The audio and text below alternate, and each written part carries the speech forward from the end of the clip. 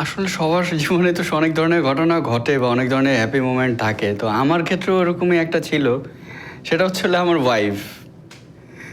মানে আমি আসলে অ্যারেঞ্জ ম্যারেজ করি নাই, এটা লাভ ম্যারেজই বলা যায়। মানে সে ৪ বছর আমাকে দেখছে, ফলো করছে। ৪ বছর সে আমাকে শুধু দেখতই। আমি যাইতাম আসতাম। তার নিজস্ব একটা ডায়েরি আছে, ওখানে লেখা ছিল। আমি পরবর্তীতে যেটা জানতে পারছি যে কখন আমি বের হইতাম, কখন আমি আসতাম, কখন আমি ওদের দোকান মানে ওদের বাড়ির সামনে একটা দোকান ছিল, ওইখানে দাঁড়ায় আমি সিগারেট খাইতাম। তো দেখা গেছে একটা সিগারেট ধরাইছি, সে ওই জায়গায় দেখতেছে যে এই টাইমটা সে পয়েন্ট টু পয়েন্ট নোট করতো যে এই টাইম এই টাইম। তো ৪ বছর পরে যখন সে আমাকে মানে কীভাবে বলবে, তা আমি ওর মানে এক চাচার বাসায় যাইতাম। সে আমার ফ্রেন্ড ছিল, মানে ফ্রেন্ড বলতে আমার জুনিয়র ছিল। তোর মা খুব ইন্টারেস্টেড ছিল আমার ব্যাপারে, বলতো যে ওকে নিয়ে আসো। তো যাইতাম। তো যাওয়ার পরে প্রথম যে সে আমাকে বলবে, সে বলতে যাওয়াটার যে মুভমেন্টটা ছিল, that was a very happiest movement for me. কারণ ওই সময় সন্ধ্যার সময় আমি ওদের বাসায় গেছি। ওদের বাসায় যাওয়ার পরে চাটা খাইছি। চা খাইয়া তখন ওর মানে চাচা আমাকে বলতেছে চলেন ছাদে যাই। তো ছাদে যখন গেছি তখন আমরা সারপ্রাইজড হয়ে গেছি, কারণ আমার ওয়াইফ এখানে দাঁড়ানো ছিল ওই মুমেন্টে। সে ফট করে আমাকে বলতেছে আপনার সাথে কিছু কথা আছে। তা আমি হঠাৎ করে মানে একটু মানে এদিক ওদিক হয়ে গেছি। আমার সাথে কথা আছে ছাদে? আপনি কে? কেন আমার সাথে কি কথা আছে? তখন সে যে মানে এক্সপ্লেনেশন মানে যেভাবে সে জিনিসটা আমাকে বলছে, এক কথায় ধাপ করে বলছে যে আমি আপনাকে ভালোবাসি, আমি আপনাকে বিয়ে করতে চাই। মানে ওই সময়টা আমার কাছে খুব মানে অন্যরকম মনে হয়েছে। কিরে, আমি এরকমভাবে কখনো চিন্তা করিনি যে কেউ আসবে বা কেউ আমাকে বলবে। ৪ বছর একজন মানুষকে ফলো করা এবং তারপর তার সাথে বিয়ে, মানে তাকে পাওয়া, এবং পরবর্তীতে আমি আমার ওয়াইফকে নিয়ে এখন still I am happy with my wife.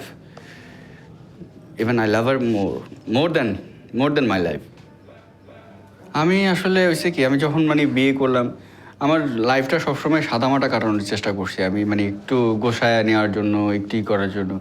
তো দেখা গেছে যে আমি যে সেক্টরে চাকরি করি, এই সেক্টরে সারাদিন কাজ করার পরে মানে মানুষের মন সবসময় তো আর একরকম থাকে না। দেখা গেছে এক একদিন এক একটা ডিজাস্টার ঘটনা ঘটে, ওইটা দেখেও মানুষ অনেক সময় এক্সাইটেড হয়।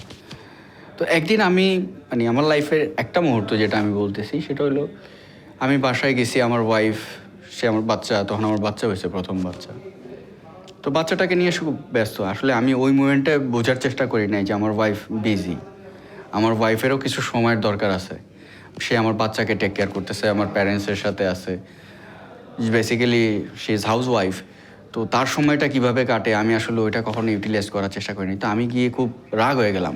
আমি আসলাম, তুমি দেখলা না বা কোনো কিছুই গোছালো না, কেন এরকম? মানে আমি একটু শাউট করছি তার সাথে। তো পরবর্তীতে আমার ওয়াইফ দেখলাম সে ব্যাপারটা খুব ইজিলি নিল। সে কিন্তু আমার সাথে কোনো প্রকার রিয়্যাক্ট করে নাই। তো ওই মোমেন্টে আমি যেটা চিন্তা করছি যে আসলে আমি একজন শিক্ষিত লোক, এই মেয়েটা আমাকে এত ভালোবাসাই করছে, কেন আমি তার সাথে এই ইয়াটা করলাম? এবং পরবর্তীতে আমার যেটা হয়েছে অনুশোচনা, যে আমি আমার ওয়াইফের কাছে মানে নিজেকে মনে হয়েছে যে আমি খুব ছোট হয়ে গেছি। আমি আসলে একজন হাজব্যান্ড যেটা করা উচিত একজন ওয়াইফের, তার ভালো মন্দ, তার সব কিছু ওইভাবে বিবেচনা করা, ওই মুমেন্টে না আমার মনে হয়েছে যে আমি আসলে I was act like an animal. That's not the proper way to react with your wife. তো ওইখান থেকে আমার মানে খুব, যদিও আমার ওয়াইফ আমার সাথে খুব খুব ভালো বিহেভ করছে, সে গিয়েছে সাথে সাথে সব কিছু গোছাইছে, এবার সে আমাকে এক কাপ চা এনে দিছে। যখন সে আমার হাতে চাটা দিছে না, তখন I really feel very shy that nobody need to do that kind of act to her wife.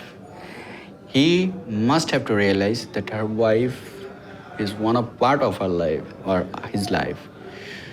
So that was my mistake, what I have done. And after that, I never and ever try to do that anymore. Even I'm very happy with my wife, still living with her, and I wanted to be with her.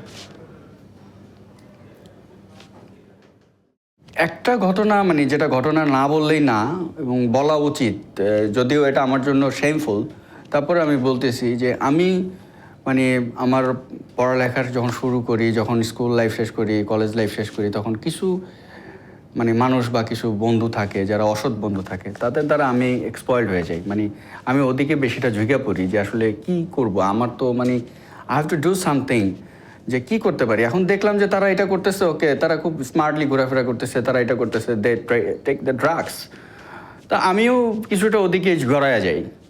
মানে মানুষের বয়সের তারা যখন যে বয়সটা ছিল ওই বয়সে আসলে যা মানে যেরকম হয়, আমার ক্ষেত্রেও ঠিক অ্যাজ ইউজুয়াল ওরকমই ঘটে। তো আমার বাবা মা এটা নিয়ে মানে প্রথম অবস্থায় অনেকের বাবা মা হইলে হয়তো বা রাগারাগি মারামারি এটা করতো, কিন্তু স্পেশালিটি আমি যেটা দেখছি আমার ফাদার এবং আমার মাদার, আমার মা যদি আমাকে শাসন করতেন খুব বেশি, আমার বাবা সে একজন বন্ধুর মতো। তো যখন আমি এইসব কাজের সাথে জড়িত হয়ে পড়ি তখন আমার বাবা মানে আমাকে আস্তে আস্তে চিল্লাচিল্লি না করে, মারামারি না করে, কোনো প্রকার কিছু না করে তখন সে আমার ওয়েতে আগাইতেছে। আমার বাবা আমার বাবা আমারে সিগারেট পর্যন্ত কিনে দিছে। মানে সে ওইভাবে আগাইছে যে দেখি আমি ছেলেকে আমি তার ওয়েতে ফিরে আনতে পারি কিনা। মানে খারাপ কিছু বাবা তার সন্তানের সাথে আগায় যাইতেছে আমি দেখি নাই, আমি পাইনি এরকম কারণে। তো আমার বাবা বেসিক্যালি সে আমার সাথেই ওইভাবে চলতো। ইভেন অনেক সময় দেখা গেছে যে আমার বন্ধুবান্ধব তার কাছ থেকে টাকা নিচ্ছে, সে দিয়ে দিচ্ছে, কারণ তার সন্তানের জন্য চেষ্টা করতেছে সে, যাতে তার সন্তান আবার ফিরে আসে, ভালো হয়। আসলে আমার সরি,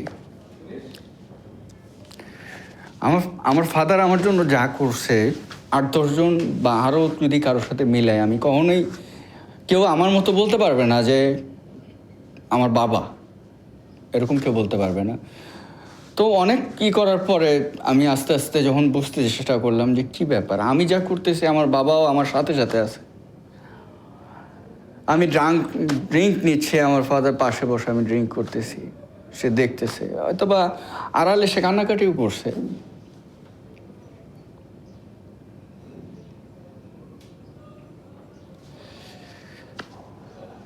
তো যাই হোক, এক কথায় যেটা বলা যায় যে বাবা, আমার ফ্যামিলি আমাকে যেটা দিছে বা যেটা আমার জন্য করছে, রিয়েলি এটা অনেক বড়, অনেক অনেক বড় পাওয়া আমি তাদের কাছ থেকে আমি পাইছি। এবং আমি আবার এই স্বাভাবিক জীবনে ফিরে আসতে পারছি অনলি ফর মাই প্যারেন্টস। এবং I am really very grateful to them. আর যদি কখনো আমি আবার এরকম হয় যে হ্যাঁ, বাবা মা হিসাবে আবার কোনো এক সময় বা কোনো এক জীবনে তাদেরকে পাওয়া যায়, তাহলে আমি তাদেরকেই চাবো।